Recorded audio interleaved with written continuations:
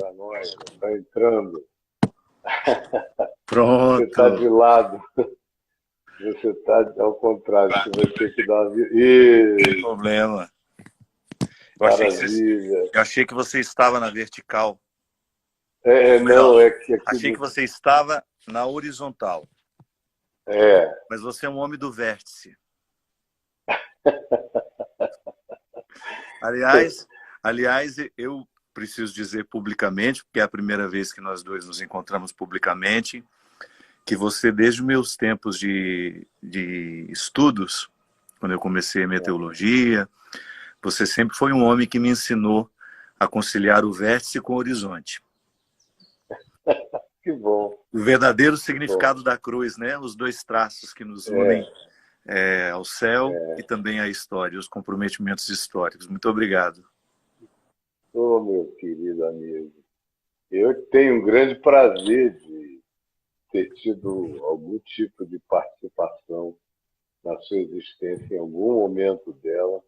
A honra é minha, o prazer é meu, a alegria é minha, no Senhor. Muito obrigado, Caio. Sou sempre grato ao bem que você me faz. E agora, nesse tempo novo da vida, em que nós podemos ter uma amizade, ainda que nunca tenhamos nos encontrado, nos falamos regularmente, o bem que você me faz com as suas reflexões e com o seu carinho tão presente na minha vida. Muito obrigado. Querido, eu estou aqui todos os dias também te acompanhando, com o coração edificado, frases maravilhosas, dizendo verdades sublimes de uma maneira doce, obrigado. E diferente, construções de uma lógica que parte de onde a maioria das pessoas não partem o pensamento e conclui com uma clareza límpida. E eu também adoro acompanhar as metáforas que você faz com os bichinhos, os nossos animais, bichinhos, né?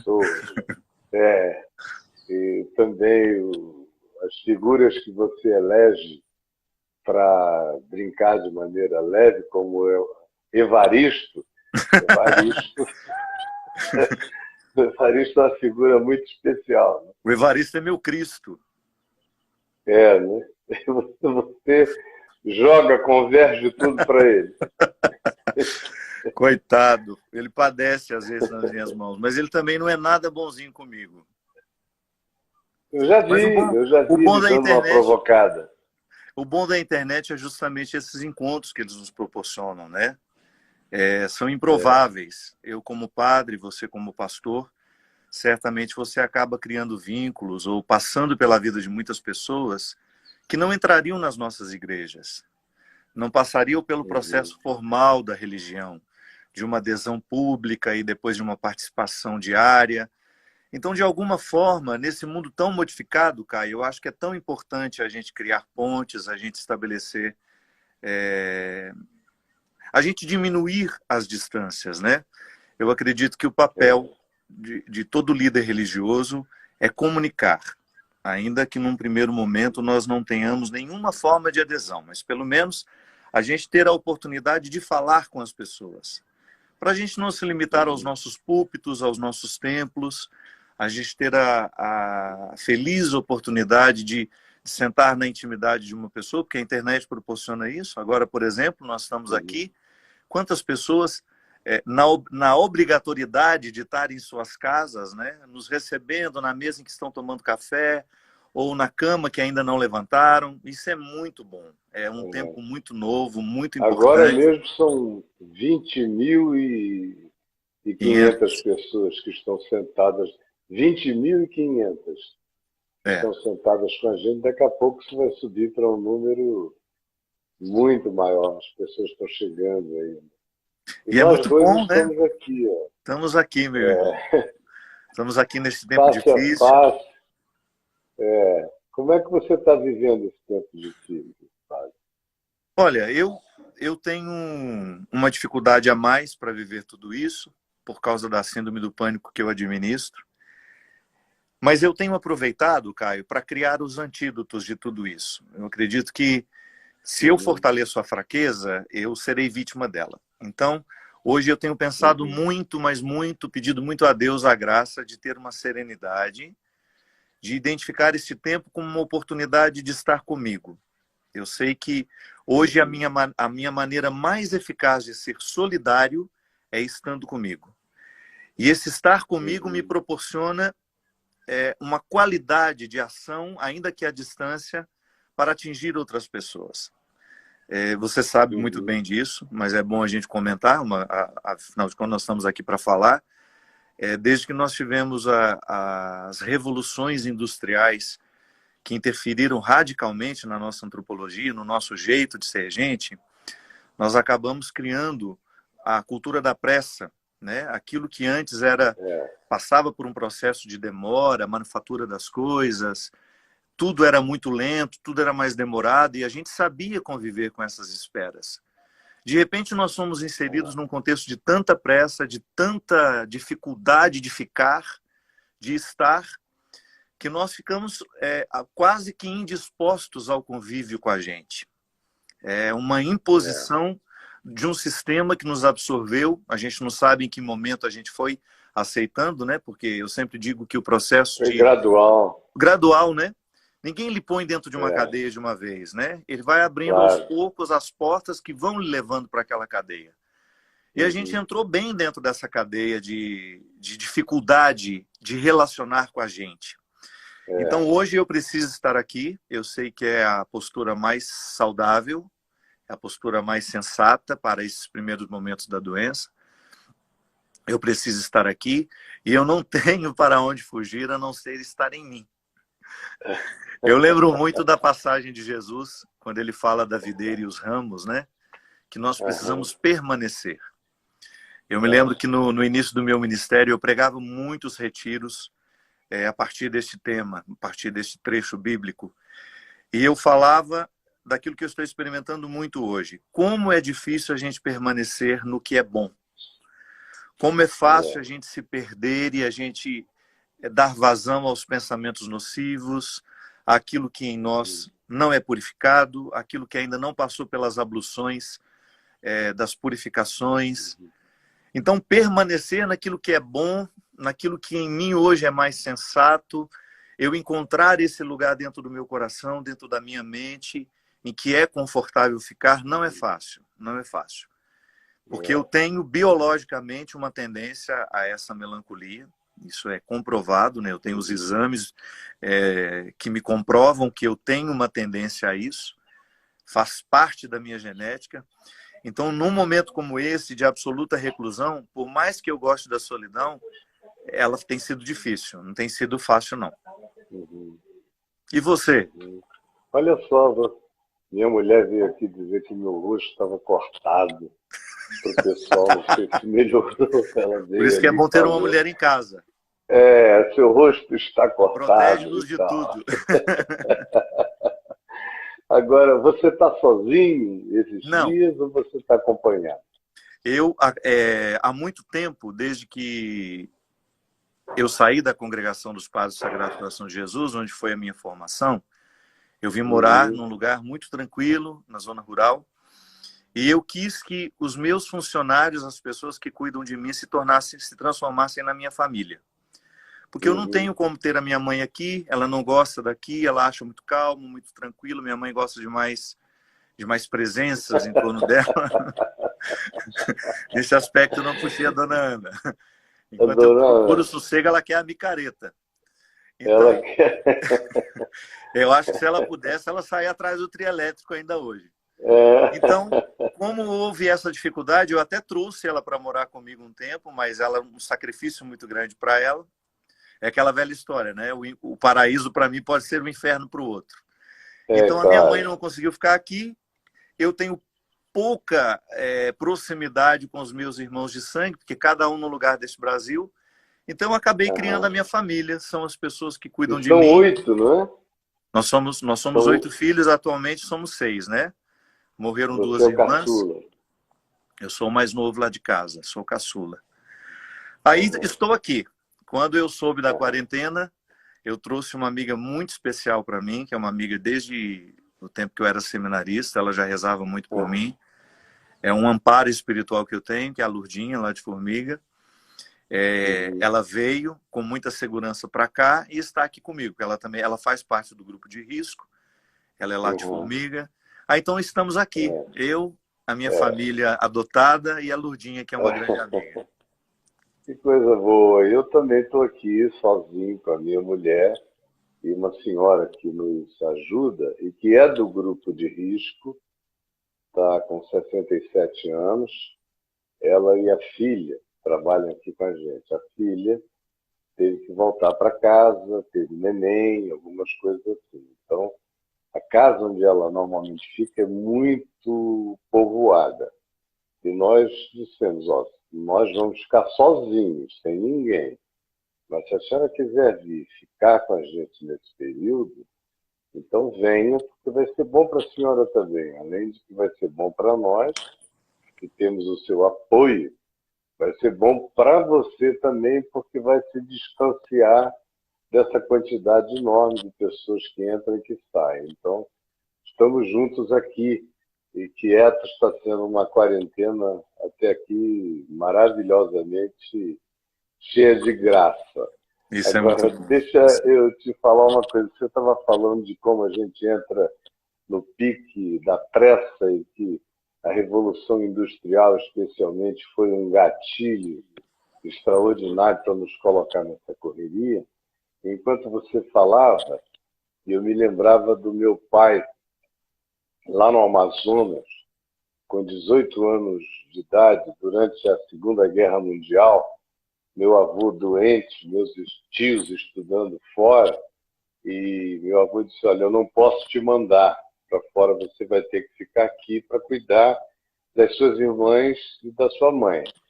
E meu pai era aleijado da perna direita, ele teve pólio, e naquele tempo nem se sabia o que era, e para tentar se debelar a febre que veio com a pólio, deram uma injeção errada nele que matou o nervo ciático Sim. da perna direita e ele ficou sem perna direita praticamente.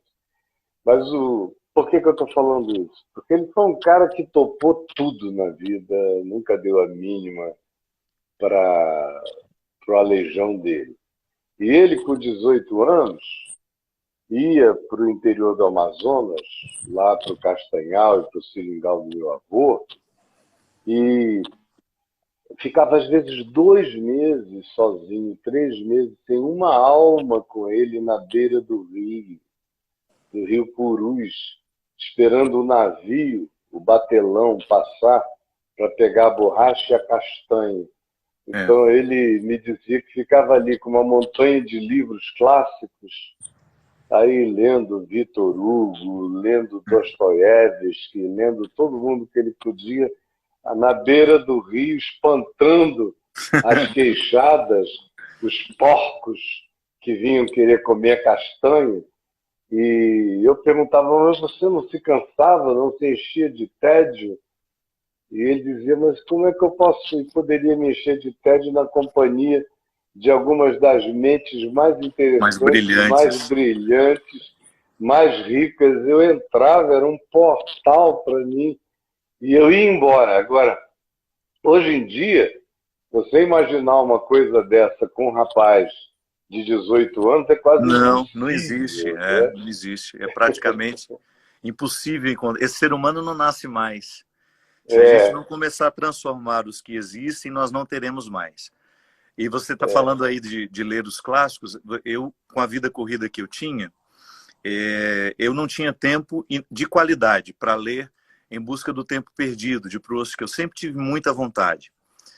E como é uma obra muito longa, são 7 volumes, 3.000 páginas, eu sabia que eu precisava de uma disciplina para poder ler essa obra. Eu não poderia ler daquela maneira como eu vivia. E em janeiro, quando eu parei com essa minha vida com a música, por enquanto, eu dei uma pausa, decidi isso no ano passado, eu comecei a fazer uma experiência muito interessante em janeiro, que foi: eu quero ler tudo aquilo que ao longo da minha vida eu não tive tempo. E a primeira obra que eu tinha na lista era justamente Em Busca do Tempo Perdido, do Proust, que foi um desejo antigo. E eu comecei a ler em janeiro essa obra, e estou já no sexto volume, já devo terminar semana que vem. Você sabe que para mim, Legal. Caio, foi uma experiência tão importante nesse momento de quarentena, porque é o que você está dizendo, você ter acesso a uma leitura que te edifica, porque eu sempre encontrei na literatura um lugar de teofania, de revelação, de manifestação divina. Porque a inteligência humana, a capacidade que algumas almas mais sensíveis que as nossas têm de decifrar o enigma humano, ou ainda que não seja de decifrá-lo enquanto explicá-lo, mas aproximar-se dele com reverência, que nos permite ficar encantados, assim, da mesma maneira como Moisés ficou diante da sarça que ardia. Eu tenho hoje comigo, ao longo desses dias de quarentena, a agradável presença desse homem genial que foi Marcel Proust, me ensinando coisas sobre o ser humano que em nenhum outro lugar eu tinha aprendido. São verdadeiras lições sobre o ciúme, sobre o amor de posse, sobre a fragilidade humana. Então, eu tenho ficado muito bem acompanhado, além das pessoas que estão comigo, com essa leitura maravilhosa que está me fazendo muito bem, que é uma forma de rezar para mim. Você, além desses exercícios mentais e intelectuais, eu vejo que você também malha.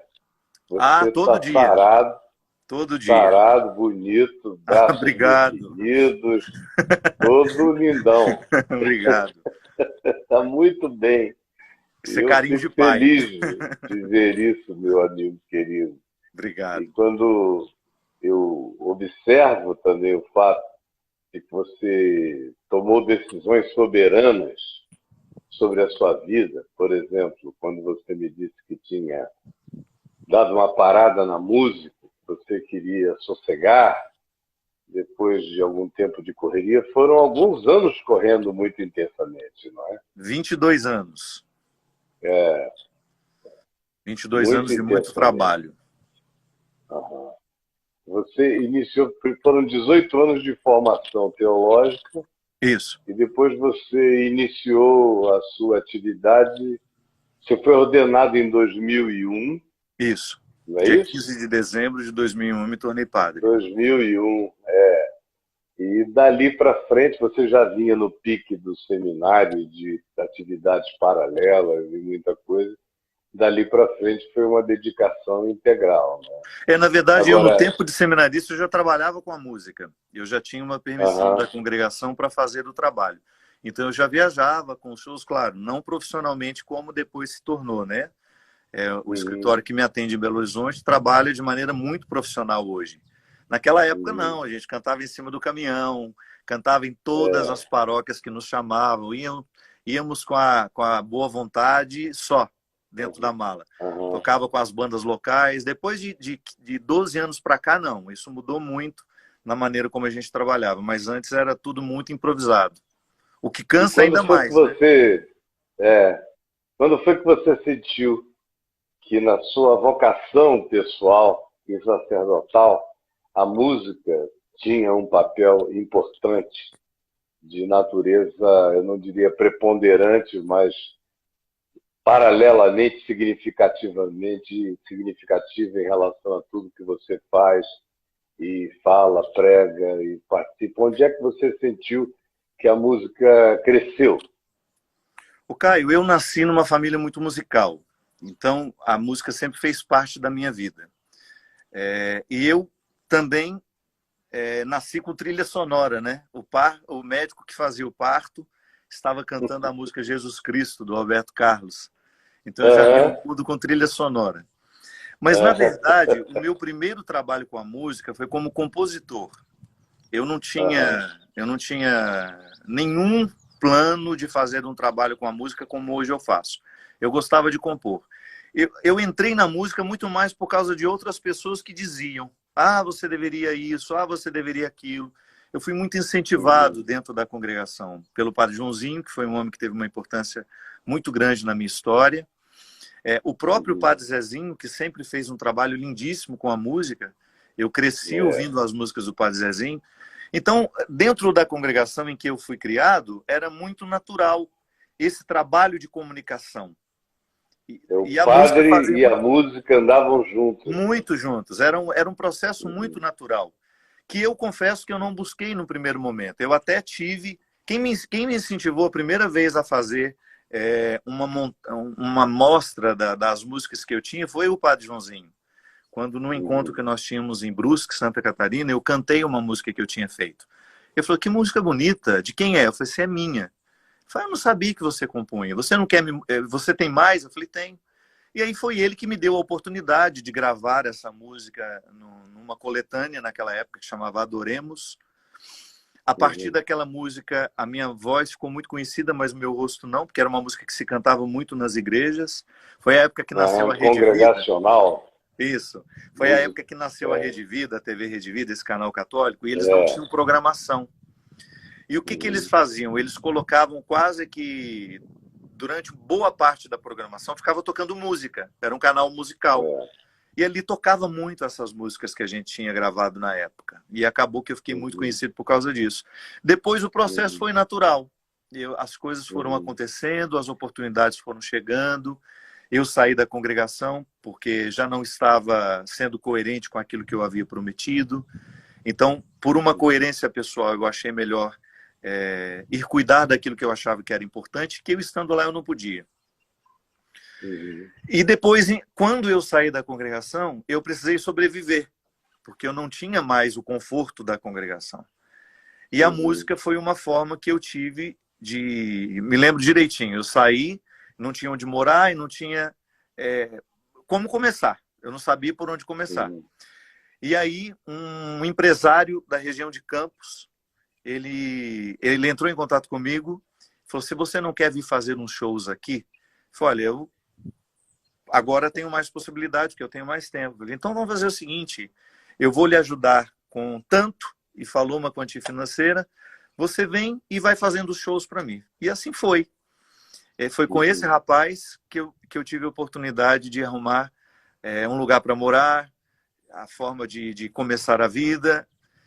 E desde então fui fazendo esse trabalho com a música, o trabalho também com os livros, que eu considero mais importante até. Você sabe disso, você é escritor.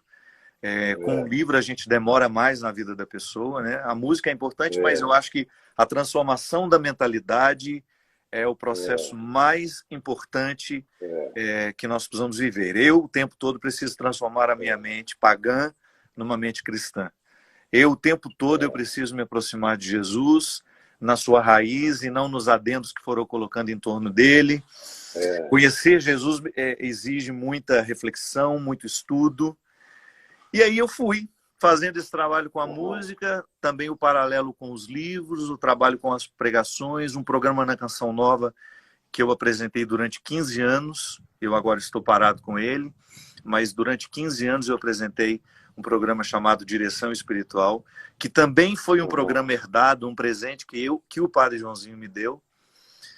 E aqui estou eu, meu amigo, com essa história, são 20 anos de padre, sofrendo, me alegrando, errando muito. Nesse processo todo, Fábio, o que mais te trouxe dor? Deixar de ser particular. É o que mais me deixa sofrido. É o que me adoeceu. Em algum momento da vida a gente perde, sei lá, um distanciamento da nossa... daquilo que a gente quer, né? Não sei. Eu tinha um ônibus. Sabe aqueles ônibus com a sua cara enorme nele? Eu tinha aquilo. E eu me lembro, o Caio, que uma vez, chegando em casa, já sem, assim, condições de viver como padre, como eu sempre quis, né? Porque a fama te retira isso, te retira o direito de ir ali na esquina, sem que você fique envolvido com a futilidade da fama. Eu entendo o carinho das pessoas como algo absolutamente saudável, e eu fico felicíssimo de saber que eu participo da vida das pessoas. Mas, infelizmente, a pessoa que tem uma visibilidade, ela acaba vivendo as consequências da futilidade da fama, que é aquela abordagem que te torna quase que um objeto. E eu me lembro que, descendo daquele ônibus, E eu tinha, de propósito, colocado uma frase no final, assim, atrás do ônibus, que é: de que vale ganhar o mundo se você perder a sua própria casa. Uhum. E aquilo fez muito sentido para mim, sabe? Nunca imaginei que um ônibus pudesse me ajudar tanto na minha visão sobre mim. Aí, naquele momento, eu pensei: meu Deus, está tudo errado. Eu estou ganhando o mundo e estou perdendo aquilo que é o mais sagrado para mim. Porque nada me realizava mais, ô Caio, do que ouvir uma pessoa, por exemplo. Eu lembro quando eu fiquei padre, a minha primeira semana como padre, eu fiquei na minha cidade, em Formiga. E eu passei a semana inteira atendendo as pessoas. Semana inteira dentro daquela sala de atendimento, ouvindo histórias. E eu tinha o dom de modificar aquelas histórias, aquelas vidas. Eu lembro que numa Semana Santa, sabe, que eu logo em seguida também, a minha primeira Semana Santa como padre foi lá, eu me lembro que eu estava já no finalzinho do atendimento, já não tinha aquela fila lá fora. Eu me lembro que eu já estava indo embora, saindo assim, de repente uma menina falou: eu estou esperando aqui desde 1 hora, será que o senhor não pode me ouvir? Falei: querida, é que eu tenho uma celebração daqui a pouco. Falei: não, mas eu prometo ser rápida. Eu falei: tá bom. Eu só quero um favorzinho seu. Aí eu entrei de novo, essa menina sentou e ela falou para mim assim: o meu marido foi embora, ele me abandonou. A casa que eu vivo é do patrão dele e ele pediu que eu saísse. Eu não posso ficar mais lá. Eu só tenho meu filho comigo. Eu não tenho ninguém, padre. Eu não tenho pai, não tenho mãe, não tenho parentes. Então eu estou completamente sozinho aqui nessa cidade. E essa semana, na quinta-feira, acho que foi na quarta, que teve uma pregação fora lá, acho que foi a procissão do encontro, na quarta-feira, E aí eu me lembro que essa menina falou assim: eu estava lá, eu fiquei ouvindo o senhor, eu já tinha passado o dia todo procurando algum lugar para eu ficar, alguém que pudesse me acolher. E de repente o senhor estava fazendo, não sei o que era, se era uma missa, ela não sabia os nomes de nada, porque ela não participava. Foi de repente o senhor, eu parei e fiquei ouvindo, e de repente o senhor falou assim: você vale a pena. E eu contava para as pessoas e dizia: você vale a pena, você vale a pena. Aí ela falou assim: e hoje, quando eu fiquei aqui nessa fila, hoje eu não saí para encontrar nenhum emprego. Eu procurei saber quem era o senhor, sabia que o senhor estava aqui. Aí eu só entrei aqui para o senhor dizer que eu também vale a pena. Estou precisando ouvir isso. Rapaz, eu fiquei tão impactado com aquela pequenez do meu ministério e ao mesmo tempo a grandiosidade dele. Eu ter a oportunidade de lembrar alguém que aquele alguém tem valor, que aquele... É claro que depois que a gente saiu dali, tudo que eu pude materialmente fazer por essa menina, a gente fez. Mas naquele momento ela não me pedia dinheiro, naquele momento ela não me pedia uma casa, ela não me pediu um emprego, não. Ela saiu de casa porque ela queria que eu dissesse para ela aquilo que no momento da minha pregação eu dizia para a multidão. E a fama me tirou isso. A fama me tirou muito o direito de estar com a qualidade que antes eu podia estar com as pessoas. E foi isso que foi, é o que você nesse momento está buscando? Como? Um recolhimento. É isso que você nesse momento está buscando? Dar uma recolhida, ter um tempo maior para você, um silêncio maior à sua volta, na sua mente, e um pouco mais de equidistância em relação ao bulício do povo, do movimento, das ações, dos shows, dos eventos, de tudo isso. Esse momento atual é um momento de busca de uma certa retração terapêutica? Eu não tenho dúvida. Eu acho que hoje o que mais clama a minha alma é essa oportunidade de um reencontro. Eu acho que reconquistar algumas liberdades interiores que esse tempo de muita exposição me trouxe, me retirou, né? Desculpe-me. Eu acho que a liberdade interior, que é essa que nos permite você viver confortável em si mesmo, é a maior riqueza que nós podemos ter na vida. E eu acredito que quando você fica muito público, deveria ser uma regra para nós que somos públicos. Quanto maior a sua vida pública, maior deverá ser o seu cultivo pessoal. Eu errei muito nisso, Caio. E não errei porque quis, errei porque fui no movimento. Pra você ter uma ideia, às vezes, mas num mês de não há 30 dias... não há quem não erre É, quando você encontra com a publicidade excessiva. Eu encontrei a publicidade excessiva muito jovenzinho, com 18 anos de idade, quando eu me converti, no ano de 73. Você nasceu em 71, não é? Então, você estava com 2 anos lá com a dona Ana, quando, quando eu me converti, comecei a pregar na televisão lá em Manaus, TV que reproduz a Globo lá, de graça. E aí foi para toda a rede amazônica, foi para o Nordeste, foi para o Sul, e literalmente durante um período de uns 25 anos, eu ocupei todas as redes, principais redes de televisão do Brasil, da Globo às demais. Então, houve um período na vida, especialmente do meio da década de 80 em diante, em que eu senti que, de repente, o que era absolutamente público entre os evangélicos se tornou completamente público para o lado de fora, para o resto da sociedade. sim. Aí iniciamos os anos 90, 1990, eu já senti que qualquer que fosse a vida pessoal e particular que eu pudesse desejar ter, tinha se acabado definitivamente. Era aquela coisa de você pegar um barco com a família e ir para o interior do Ceará, para uma lagoa de um amigo lá, e você pega o barco, sai, os filhos felizes, porque ninguém vai chegar.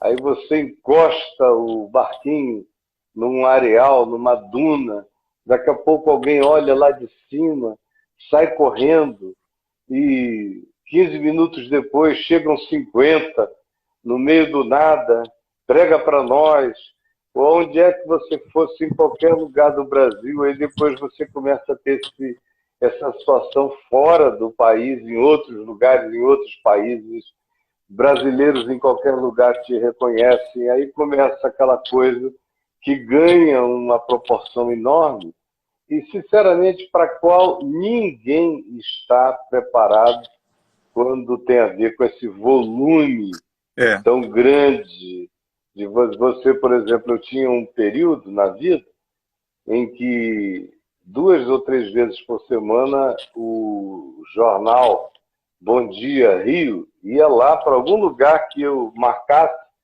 para eu dar uma entrevista todo dia, de tanto em tanto tempo no Bom Dia Brasil, naqueles jornais todos, e mídias e rádios, e era uma quantidade enorme. Depois começaram a vir os estrangeiros, os jornais dos Estados Unidos, da Europa, revistas, não sei o quê. Chegou um tempo que você literalmente grita e diz para o mundo porque eu quero descer. E foi o que aconteceu comigo, mais ou menos, em 94. Em 94 eu já não aguentava mais, além do que eu fui me meter a criar uma associação evangélica brasileira, que foi um sucesso e reuniu mais de 200 mil pastores e praticamente todas as denominações evangélicas. Depois que eu vi o que tinha acontecido, eu falei, meu Deus, onde é que eu fui me meter? Quem é que vai me salvar disto? Quem é que vai me tirar daqui? Quem é que vai me tirar daqui? E eu me lembro que eu chamei um dos meus filhos, que trabalhava comigo, Davi, e ele ainda era bem novo, mas sempre foi um rapaz maduro. 94, na minha sala, eu falei, filho, como é que eu faço para sair disso aqui? Você que é mais jovem, trabalha comigo nos bastidores, me diz o que eu faço. Aí ele ficou olhando para mim e falou, pai, não dá mais, né? não dá mais, não dá para você dizer desculpa, foi um engano, eu vou É, refazer não tudo, é será um assim peso mais. enorme. Eu acho que só uma catástrofe tira você daqui. Bom, eu não procurei a catástrofe, mas eu comecei a orar, orar, orar, pedindo para Deus me tirar daquilo. Eu queria ter um meio, sinceramente, naquele tempo, É, que hoje é natural para nós. Você faz isso todo dia, eu faço isso todo dia. Mas naquele tempo, antes da minha catástrofe, o meu desejo era poder ir para um lugar bem quieto e de lá me comunicar com as pessoas, isso, mas longe daquele aperto angustioso que tomava conta da minha vida de dia e de noite. Eu pregava 13, 14 vezes por dia, era não só pregações, mas gente, entrevistas, palestras, não sei o quê, medindo a vida por segundo, fui entrando numa agonia, pedindo a Deus uma saída e comecei a sonhar. Essa é uma coisa que quando a gente estiver sozinhos aqui em casa, em volta da mesa, na sua casa, eu vou contar para você com detalhes. Rapaz, abriram-se as comportas do meu inconsciente que maravilha. e eu comecei a ter os sonhos, aqueles sonhos que você lê nas narrativas de Jung, de Freud, mas especialmente em Jung, que tinha sonhos que se transformavam quase em surtos concretos. Sim, Então, mais ou menos de 96 para frente, eu fui visitado dioturnamente por sonhos recorrentes. Todos eles, você entende bem, porque você é um homem da fé e da consciência do amor de Deus. Todos eles carregados não só de uma densidade simbólica e arquetípica extraordinária, mas a maior parte deles de natureza profética. uhum, Eu vivo hoje 20 e tantos anos, 25 anos depois do início do processo daqueles sonhos, e eles começaram a cessar no ano 2000, foram 4 anos de muito sonho. Eu vivo ainda hoje dentro do ambiente profético daqueles sonhos. Toda hora minha mulher, ou eu digo para ela, interessante, eu tive um sonho assim, assim, que carregava essa arquetipia, com uhum. essa sugestão, e eu abri os olhos hoje e vi que nós estamos dentro disso já tem mais de um ano e eu não tinha percebido. Que maravilha, E o meu que é querido. isso é extraordinário, como essa vida com Deus, comunhão com Deus, silêncio com Deus, desejo de Deus em você e abertura para a soberania sutil, para o amor discreto de Deus no seu coração, vão semeando em você coisas que às vezes você só consegue reconhecer anos depois. É, Anos depois. E eu você tenho disse, certeza que com você coisas assim aconteceram e acontecem também. você disse uma coisa que é um ditado popular e que faz muito sentido. Para o mundo que eu quero descer. O duro é quando a gente não tem onde descer. Quando É, você percebe que você se distanciou tanto da sua verdade, que tudo aquilo que te cerca é falso, é oco, é sem sentido. E por incrível que pareça, eu não tenho medo de falar isso, não tenho medo de ser julgado, não tenho medo de ser mal interpretado, porque é minha verdade, e eu não tenho medo da minha verdade. Quando eu precisei descer, eu identifiquei que na minha família de sangue não era um lugar que eu podia descer mais. Porque muitos deles passaram a me interpretar como famoso. Eu não tinha mais o direito de voltar para casa ou de fazer uma visita, como apenas o Fabinho que eles viram crescer, como eles me chamam até hoje, né?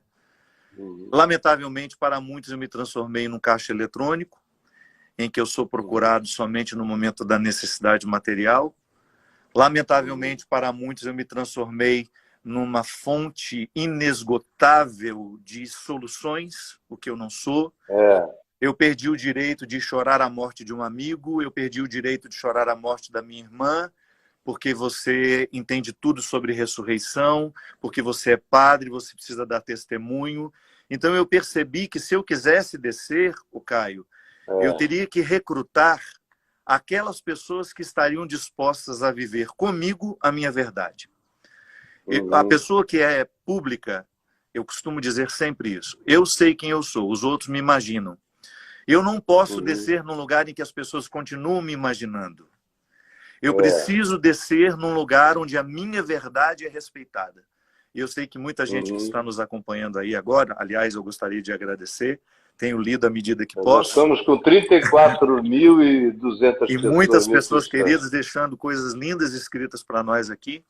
Eu tenho certeza que essas pessoas que nos acompanham, mesmo que não vivam os mesmos conflitos de serem pessoas públicas como nós vivemos, também vivem em escalas menores essa dificuldade de não ter um lugar para descer. Eu quero mudar a minha vida, eu quero mudar a minha estrutura, mas eu não sei onde descer. Por quê? Porque dentro da nossa casa também é assim. A pessoa mais bem-sucedida, ela acaba se tornando responsável por todo mundo. Como se isso fosse uma imposição, não pode ser. A gente até entende muito isso na constelação familiar, né? Que você mencionou há pouco, no início, que é o fato de quando você se torna uma pessoa excessivamente pública, e às vezes a parentela te olha e você fica 1 ano, 2, sem encontrá-los, aí você os encontra. E quase que você tem que se reapresentar à sua própria família. Porque eles não acreditam que você não mudou, que você é o mesmo, que a mesma simplicidade te habita, que a mesma ternura, que os mesmos carinhos, que às vezes eles chegam a pensar que você perdeu a memória das coisas singelas e bonitas que você viveu com eles. Com eles. Justamente. De modo que não é você se distanciando. Frequentemente são eles se distanciando da gente. E em relação a amigos da infância. E aí... amigos de vários anos e tempos diferentes, que você tem quase que dizer, escuta, olha para mim, sou eu, não tem mais. Toque aqui nas minhas chagas. Toque nas minhas mãos. Toque nas do minhas meu lado. Mãos, veja que sou eu. Ô, Caio, e o pior é quando você percebe que nessas relações que deveriam ser íntimas, que deveriam ser particulares, eles fazem questão de tornar públicas. Então, se você vai visitar aquela pessoa que você tinha o hábito de ir, você chega lá, a casa está cheia. Porque ela fez questão de demonstrar que ela é sua amiga, que ela é sua irmã, que ela é seu irmão, que ela é sua prima, que ela é sua tia. Aí você chega lá, você não tem tempo para a intimidade. Porque você tem que dar atenção a um monte de gente estranha que aquela pessoa usou você como uma moeda de troca para, de alguma forma, se fazer valer. Isso é muito cruel com a gente, porque isso vai sendo cumulativo. Solidão é cumulativa. É impressionante como a solidão que eu não curo hoje, ela se acumula para amanhã e depois de amanhã. Isso. Então, durante muito tempo, eu fiquei solitário demais. E isso não combina com o pastor. Não combina com a figura que eu quis ser um dia. Então, hoje, também, sem medo de ser julgado, sem medo de ser mal interpretado, porque essa é a minha verdade, eu não vou inventar outra para dizer. Hoje eu sou um padre que não sabe como voltar, que não sabe como reassumir aquilo que é o básico. Você não precisa voltar, mano. Você não precisa. Você tem um ministério novo, um ministério que vai ficar cada dia mais livre, cada dia mais imiscuído, cada dia mais penetrante, aonde as pessoas de fato estão precisando de uma ajuda e não têm, de um sacerdócio que não existe, de um pastoreio que eles não conhecem. Eu vejo você na época mais fértil da sua vida. Está começando agora e eu espero ter vida e saúde para assistir a manifestação cada vez mais linda de Deus e do Evangelho na tua existência preciosa, meu irmão. É isso que eu vejo, é isso que eu sinto, e essa alegria que eu tenho te dito, que eu tenho em você. Esse é o amor crescente no meu coração pela sua vida. Vem também dessa a realidade de poder assistir com a coragem de ser com a qual você está tratando isso tudo, o processo. Você está vivendo um processo de metamorfose. É um casulo fazendo uma passagem de um determinado tempo para uma determinada era. Eu acho que o que você está deixando para trás é um tempo. E acho que aquilo no que você está entrando é uma era que vai ter um significado muito especial, tanto para dentro da Igreja Católica, quanto para o mundo inteiro, para fora. Inclusive para a Igreja Evangélica, meu querido, onde você é tão amado. Obrigado. E respeitado também. Então, o que eu vejo é que os horizontes vão se ampliar imensamente e a sua liberdade de manifestar a totalidade do seu ser, que já está em plena manifestação hoje, vai crescer ainda infinitamente mais. Aqueles que viverem para ver você nos próximos 10 anos, 15 anos, vão lembrar do que eu estou afirmando aqui. Não que você não saiba, eu só estou afirmando para que todos saibam que é assim que eu creio, que é assim que eu te vejo. Eu acho que você só está iniciando um desabrochar, é um flamboyant, que já está aberto, cheio de flores, mas vai ficar viçoso, lindo, extraordinário, e essa é a minha certeza, em seu favor.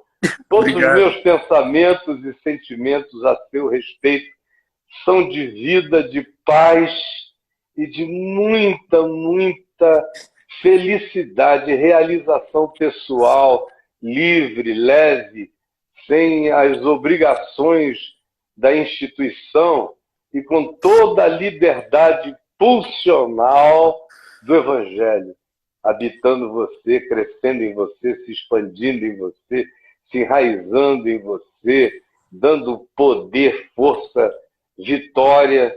E eu também acho que, conquanto você tenha um DNA com componente de melancolia, vamos assim chamar, esse componente de melancolia é de uma riqueza extraordinária.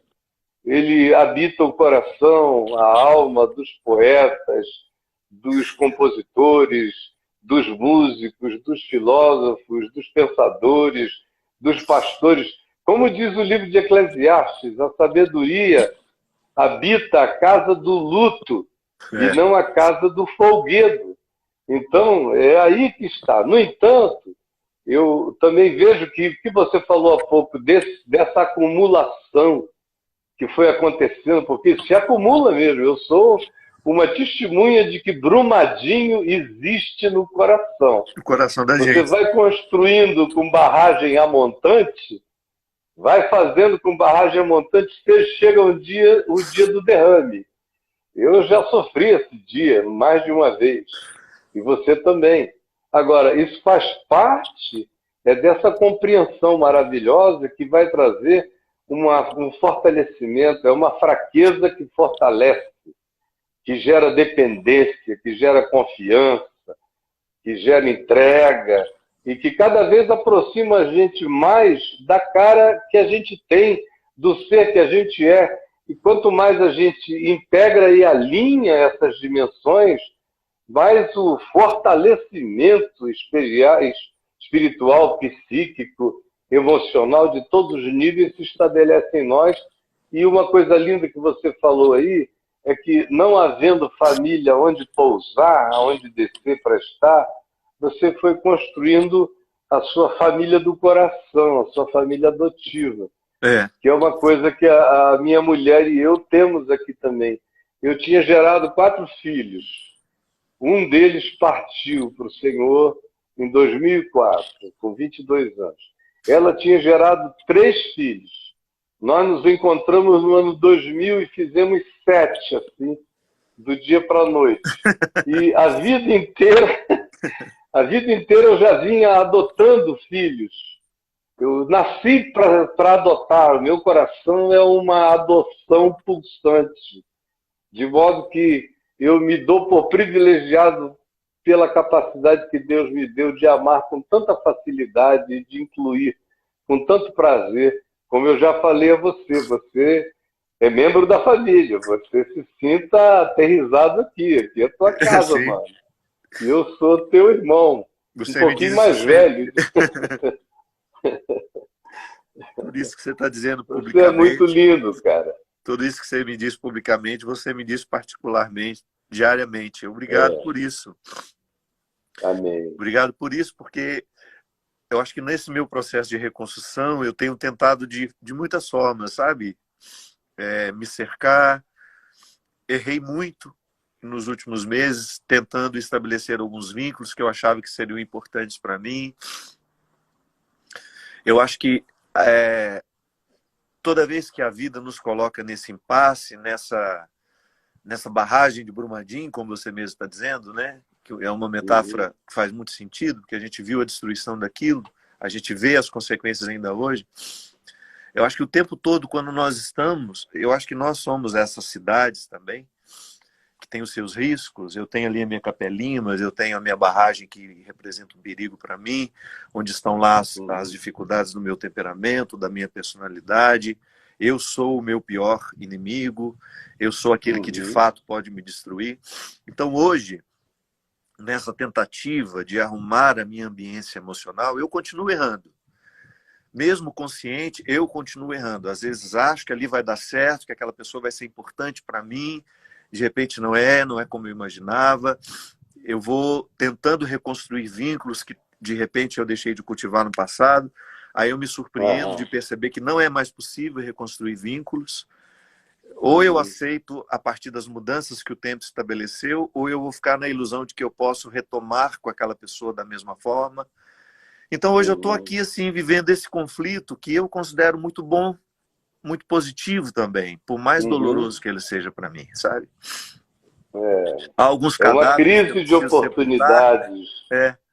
Eu tenho alguns cadáveres que eu preciso sepultar, alguns velórios que eu não fiz, alguns lutos que eu ainda não organizei. E tô aqui, meu irmão. Inevitavelmente Você tá trancado. lindo. O sofrimento vai te embelecendo, vai te embelezando, vai te enriquecendo.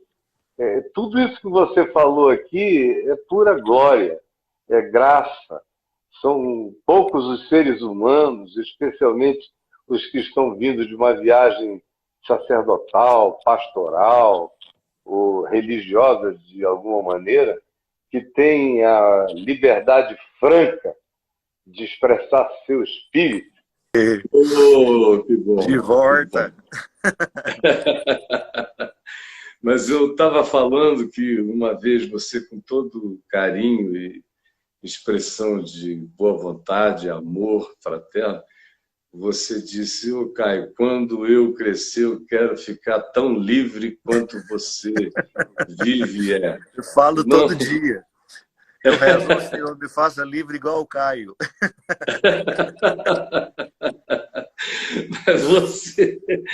Você está aí num caminho de liberdade que ninguém vai fazer retroagir mais, meu irmão. Ninguém. Não tem mais essa viagem de volta.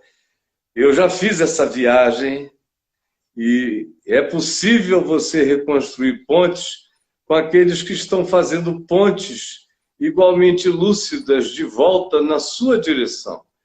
Mas você fazer pontes na direção de quem não oferece nenhum porto para você aportar é absolutamente impossível. E aí chega uma hora que você tem que olhar para frente, sair fazendo uma nova teia de relacionamentos tão ricos, novos e às vezes melhores do que a gente jamais teve, porque a coisa mais surpreendente para mim é que quando o mundo acabou para mim em 98, no dia 15 de novembro de 98, o mundo acabou para mim e eu, de anjo, passei a ser tratado como um demônio, subitamente, não só dentro da igreja, mas na grande mídia. Foi uma explosão extraordinária. Eu assisti a minha morte. Eu sei como é morrer. E eu vi quem foi ao funeral, quem não foi ao funeral, quem Quem chorou com amaldiçoou, você, né? quem chorou, quem se alegrou, quem Quem aplaudiu, deixou uma quem coroa disse, de flores opa, feliz. é, é, Quem mandou deixou uma uma coroa coroa de de... coroa triste. Então, eu assisti o funeral. O que eu nunca podia imaginar é que o melhor ainda estava para Ah, é. acontecer. Isso é que eu não podia imaginar, que eu iria encontrar minha mulher e que ia ser tão planificante, tão maravilhoso. Eu jamais podia imaginar o quanto meus filhos iriam melhorar com o que aconteceu. Eles eram filhos de uma figura arquetípica. Hoje eles são filhos de um homem. Isso é maravilhoso, né, Isso, Caio? isso é lindo, não tem nada melhor do que isso. A Ô, Caio, liberdade, a eu, alegria disso tudo. eu sei que é um senso comum, mas às vezes a gente precisa dele também. A gente não faz ideia de como Deus nos dá quando a gente perde, né? A gente É verdade. não pode medir. E por isso que é tão... Eu tenho pedido muito a Deus a graça de não pedir absolutamente nada, de apenas ficar atento àquilo que eu estou recebendo e ser grato por isso, seja bom, seja ruim. Amém. Porque eu tenho tanta Uhum. convicção de que daqui a pouco eu aprendo com o que passou e, de repente, aquilo Uhum. que eu interpretava como uma perda foi um livramento, É, foi uma oportunidade única é, que Deus me deu de me fazer uma pessoa melhor. é. E você sabe, só dizendo uma coisinha aqui, minha mulher testemunha disso, ela está assistindo a gente aqui no quarto de cima. Mas eu dei uma lambidinha nas minhas feridas no ano de 99. Eu nunca tive autopiedade, mas eu dei umas lambidinhas, eu fiquei triste com pessoas que eu jamais imaginei que em circunstância alguma iriam deixar de saber que eu era eu, iriam deixar de me reconhecer. Eu senti em 99, 2000, uma tristeza profunda. E aí eu a conheci. Eu sonhei com ela 3 vezes, o mesmo sonho recorrente durante 9 meses, e eu não a conhecia, até o dia que eu a encontrei, foi um uau! E ela me dizia, ela passou a me dizer, você pensa que você deixou de ser, ainda sente dores do que passou. Não consegue ainda verificar que se você continuado vivendo aqui, está dando uma pequena interrupção, mas ela vai voltar aqui. Se você continuado vivendo aquela vida, se perderia porque você botou lá no que adianta ao homem ganhar o mundo inteiro se ele vier a perder a si mesmo. Então, para mim, essa foi a grande convicção. Eu tinha ganho o mundo inteiro, estava perdendo a mim mesmo. E provavelmente os meus filhos fossem se tornar uns grandes.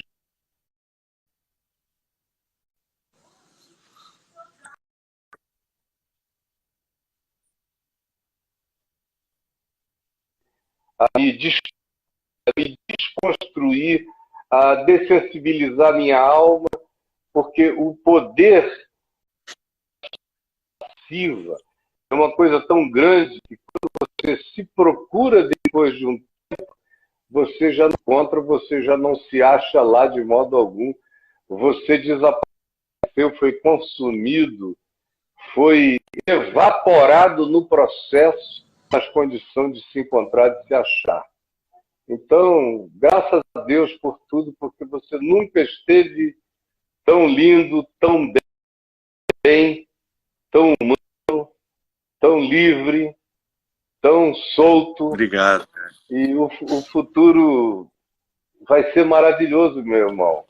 E eu quero estar presente para ver o que Deus vai fazer na sua vida e na nossa juntos, Tenho com a graça certeza dele. disso. Tenho certeza disso. Amém. Eu acho que esse é o Amém. projeto que todos nós precisamos perseguir. Eu preciso chegar ao Fábio que Deus criou. Eu tenho consciência de que todo o universo está em processo de evolução para a gente se transformar naquilo que já está em nós enquanto essência, perceber a nossa vida como um constante vir a ser. Eu estou me tornando, eu estou me tornando. E é claro que quando eu não tenho uma observância da minha vida, quando eu opto pelos vícios, pela vida desregrada, pelo pecado, podemos usar o termo, né? Toda vez que eu peco contra a minha verdade, eu deixo a evolução a que estou destinado não acontece, eu fico estagnado. E hoje eu quero evoluir, sabe? Eu quero me transformar nesse homem que Deus criou, que é um homem livre, que é um homem feliz, que é um homem realizado, sem vitimismo, por mais difícil que tenha sido a minha história, sem rancores. Eu aprendo muito com a minha mãe, sabe, Caio? Minha mãe teve uma vida muito difícil, mas muito, não foi pouco, não. Eu não encontro naquela mulher nenhum traço de rancor. Ela está sempre grata, sempre grata. E eu acho que isso faz toda a diferença para a gente ter condições de chegar ao melhor de nós mesmos. A gratidão é o caminho, é ela que nos ajuda a driblar as dificuldades que a gente vai encontrando pelo caminho. Porque quando a gente tem um coração grato, é como você disse, a gente vence a tentação da autocomiseração, né? Dessa autopiedade, que às vezes faz tão mal para a gente. É verdade. E olha só, meu amigo querido, eu vejo que você tem um carinho muito especial pela dona Ana, pela sua mãezinha. E ela é um grande exemplo para você.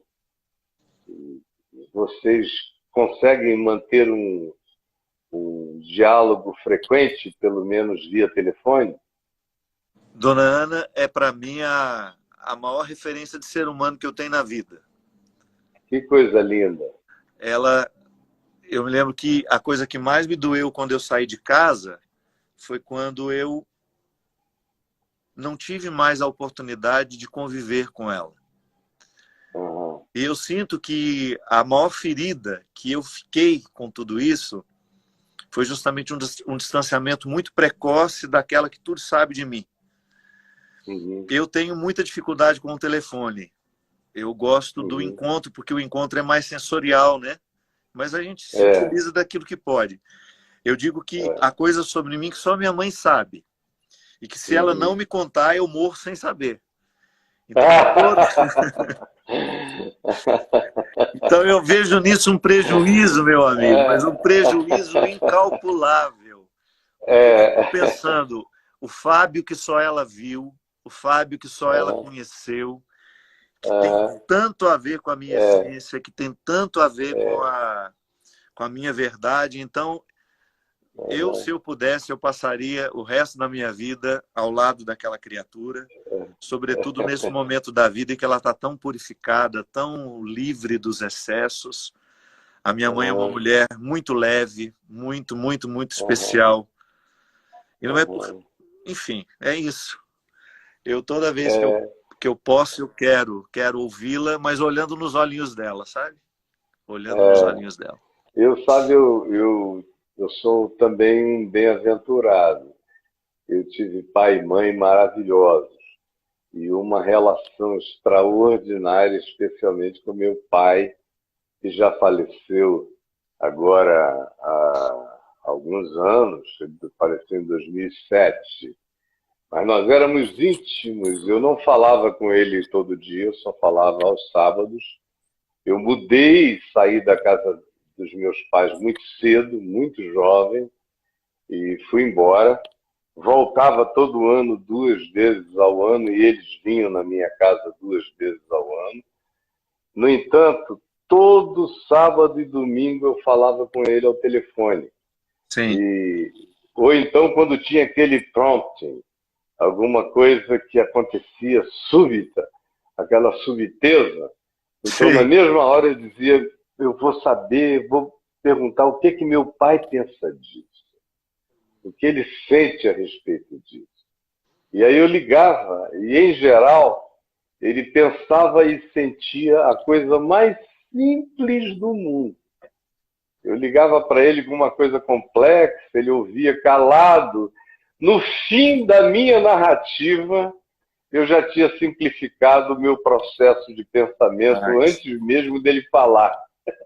Isso é muito bom. Esse é o verdadeiro professor, né, Caio? Esse é o verdadeiro professor. É aquele Isso que é nos que é retira da lindo, meu irmão. complexidade, retira-nos da complexidade, e não é que ele nos vê com simplismo, não. Ele vê como nós somos, Não, com aqueles elementos chaves para a compreensão. Você é professor, você sabe disso. Existem momentos em que o aluno só precisa que você dê a ele alguns elementos chaves para que ele faça a decodificação por ele mesmo daquele conhecimento. Eu acho que o método maêutico aplicado no processo de conhecimento, eu sou suspeito porque eu sou socrático nesse aspecto, eu compreendo o conhecimento como um processo maêutico. O tempo todo estou partejando aquilo que de alguma forma intuitiva eu já sei, mas que numa leitura que eu faço aqui, uma palavra que eu escuto ali, eu vou processando as informações e eu vou assimilando isso como um conhecimento que eu levo comigo. Mas é muito bom, a minha mãe tem esse processo de simplicidade também. Eu lembro quando eu lancei o meu primeiro livro, eu tinha acabado de terminar o meu mestrado em antropologia teológica, e você sabe como a gente fica enjoado, né, quando faz mestrado, você fica falando difícil. Eu escrevi um livro, a gente fica pedante, chato, né? Você sabe, ai que chatice. Mas eu tenho paciência com quem está assim. Aí eu fiquei assim durante uns bons 3, 4 anos, falando difícil, fazendo aquela questão de mostrar que eu tinha aprendido muito. E eu me lembro que eu fiz o lançamento do meu livro lá na minha cidade, o meu primeiro livro, porque a minha dissertação de mestrado foi o cotidiano como lugar de revelação. O conceito de maêutica histórica aplicado à teologia. Então, estudei um teólogo galego, André Torres Queiruga, que me ajudou muito a entender o cotidiano como lugar de revelação. E eu quis escrever um livro que mostrasse o meu cotidiano, aquilo que eu vivi, como um lugar em que Deus se manifestou plenamente na minha vida. O livro era ótimo, ele tinha uma linguagem muito simples, mas o discurso que eu fiz para lançar o livro, meu amigo, e aí foi lá na minha cidade, foi no dia 2 de abril, o lançamento do livro. Foi em Formiga? Lá em Formiga. Em Formiga. Aí estava lá fazendo o meu discurso, salão do Clube Centenário, que era o lugar mais sofisticado da cidade, cheio de pessoas, e minha mãe sentada na primeira filinha. Aí voltamos para casa, fizemos o lançamento do livro, autografei, aquela coisa toda. E aí, quando eu cheguei em casa, tomei um banho, deitei, aí eu olhei no relógio, era 00:00 e alguma coisa, 00:10. Aí era o dia do meu aniversário. Eu pensei, gente, quanto tempo eu não passo o meu aniversário com a minha mãe? Vou lá. E aí cheguei lá, ela ainda estava acordada. Eu falei, mãe, posso deitar um pouquinho com a senhora? Aí falei, claro, meu filho. Aí deitei, ela começou a fazer carinho na minha cabeça e falou assim, hoje eu estava vendo você fazendo aquele discurso lá e eu pensei, meu Deus, como é que esse menino pode ter saído de mim? E minha mãe é uma mulher que não estudou. Não? Aí ela falou assim, eu não entendi nada, mas eu achei tudo tão bonito. Aí naquele dia a minha mãe me deu uma chave hermenêutica que eu levo comigo. Se achou bonito é porque entendeu. Entendeu? Se foi tocado pela beleza... Porque a beleza é uma linguagem em si mesma. Que transcende os nossos códigos de comunicação. É a manifestação de Deus que não passa por nenhum equívoco da compreensão humana. Quando nós falamos, nós podemos colocar ali os filtros das nossas ideologias, nós podemos transformar Deus nos nossos interesses, eu posso falar de Deus a partir das minhas neuroses, o que é um problema, porque eu fico impondo, a partir de uma linguagem religiosa, as minhas neuroses às pessoas que me seguem. Mas quando eu coloco... É o que mais acontece. Né? Que é o que mais acontece. O tempo todo. Mas quando nós mostramos a beleza sem precisar ser explicada, os joelhos se curvam naturalmente, e a gente se prostra e uma verdadeira adoração acontece. O que é extraordinário é que, às vezes, Eu falo como eu falo naturalmente, eu falo desse jeito aqui, almoçando, em qualquer coisa que eu Você não tem seja, eu voz de faço. púlpito, né? Eu não Você tenho não nenhuma inventou voz voz de púlpito, né? Meus de, irmãos, de minhas lugar nenhum. irmãs. É, Tem então gente eu que... só tenho uma voz, eu só tenho uma cara, eu só tenho um jeito, eu sou só uma pessoa. Uhum. Então, tem gente que às vezes gostaria que você fosse muitas, para muitos públicos diferentes. E aí tem uns que chegam para mim e dizem assim, baixa o nível do argumento, do diálogo, da fala, porque tem muita gente simples que não vai entender. E eu digo, Mentira. olha, eu estou pregando o Evangelho, está fazendo 47 anos, sem parar, e diuturnamente. Eu nunca encontrei ninguém que tenha dito que não entendeu o que eu disse, porque mesmo quem não compreendeu as nuances do que eu disse, compreendeu o meu espírito, compreendeu o sentido, compreendeu o âmago, compreendeu o carnegão do meu amor. Mesmo E porque, essa é a única comunicação que eu quero que aconteça. Mesmo porque você não tem um discurso linear. Seu discurso é circular, ele associa um monte de coisa ao mesmo tempo. Então, se a pessoa não compreendeu aquela frase naquele momento, daqui a pouco, pelo círculo que você está fazendo, ela já entendeu. Uhum. É uma hermenêutica circular, ela vai e volta, ela dá exemplos. Isso é muito bom, porque por isso que é bonito, né? Por isso que é um discurso bonito. Porque aí a gente entra dentro das categorias aristotélicas de beleza, bondade, verdade. É assim mesmo. Quando nós estamos na essência, quando nós estamos na nossa verdade, as pessoas vão entender sim no que nós dizemos.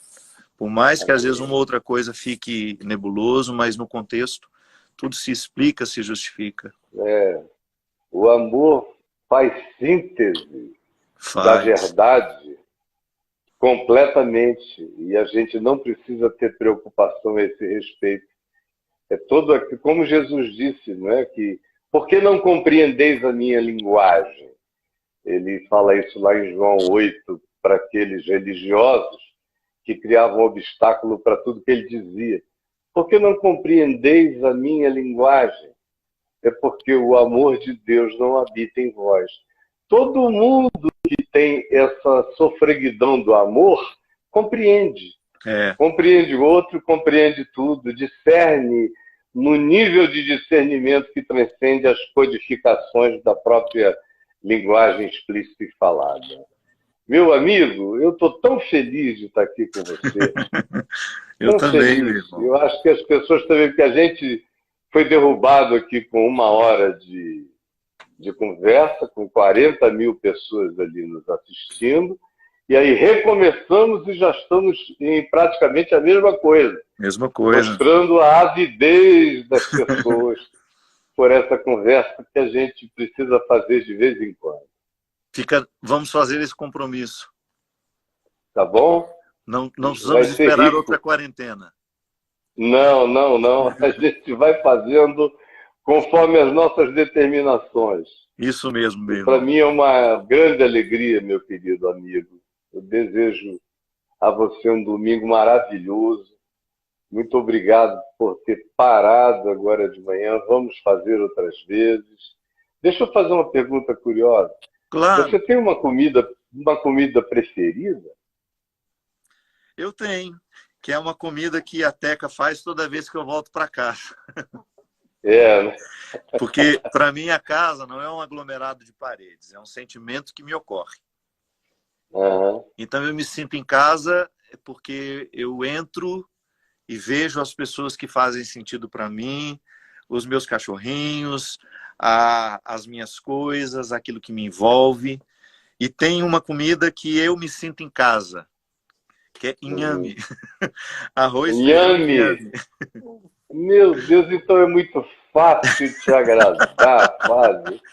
Coisa maravilhosa. Que me espera quando eu volto para casa. Arroz, feijão e inhame. Então, olha, quando você voltar para sua casa, aqui em casa, vai ter inhame para você em abundância. Muito obrigado, viu? Caio. Muito obrigado. Vou me sentir em casa. Você pode se sentir já. Tá bom. Você está na sua casa, você sabe que está. Eu Muito. digo isso em nome da minha mulher, dos meus filhos todos e netos. A sua família Você já é muito especial amado. para mim.